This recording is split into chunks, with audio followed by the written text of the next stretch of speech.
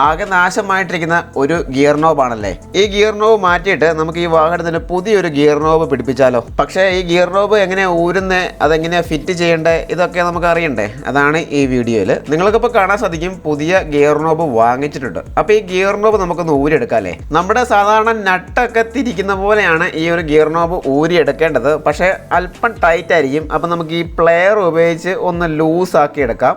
ഇത്രയും ടൈറ്റ് ആയിട്ടിരിക്കാൻ കാരണം നമ്മൾ വാഹനം ഓടിക്കുമ്പോൾ ഗിയർ നോബിൽ നമ്മൾ ഗിയർ ഷിഫ്റ്റ് ചെയ്യാനായിട്ട് ഫുൾ ടൈം നമ്മൾ കൈ പിടിക്കുന്നുണ്ടല്ലോ. അപ്പോൾ ഇങ്ങനെ നിരന്തരമായ ഉപയോഗം മൂലം ഇത് ലൂസ് ആവാനുള്ള ചാൻസ് ഉണ്ട്. അതുകൊണ്ടാണ് ഇത് ഇത്രയും ഓവറായിട്ട് ടൈറ്റ് ആയിട്ടിരിക്കുന്നത്. അതുപോലെ തന്നെ ഇത് 2-3 തിരിച്ചാൽ ഊരി പോരത്തില്ല. നല്ലപോലെ ഇങ്ങനെ തിരിച്ചുകൊണ്ടിരുന്നെങ്കിൽ മാത്രമേ ഉള്ളൂ ഊരി പോരത്തുള്ളൂ. കാരണം അത്രയ്ക്കും ത്രെഡ് ഉണ്ട്.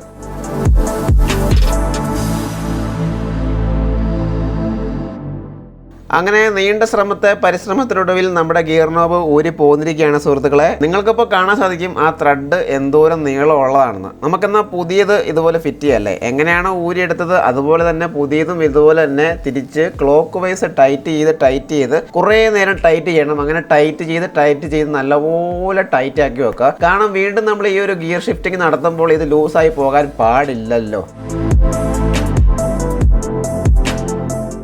ഓക്കെ, അപ്പോൾ ഗിയർ നോബ് നല്ലപോലെ ടൈറ്റ് ആക്കിയിട്ടുണ്ട്. ഇനി ആ ഒരു കവർ എടുത്ത് ആ ഒരു വെട്ടിലേക്ക് എടുത്തിട്ട് കഴിഞ്ഞാൽ നമ്മുടെ പരിപാടി കഴിഞ്ഞു. ദാ ഇപ്പം എന്ത് ഭംഗിയാന്ന് നോക്കിയേ. പഴയ ഗിയർ നോബും പുതിയ ഗിയർ നോബും കൂടെ ഒറ്റ സ്ക്രീനിൽ കാണിച്ചു തരാം.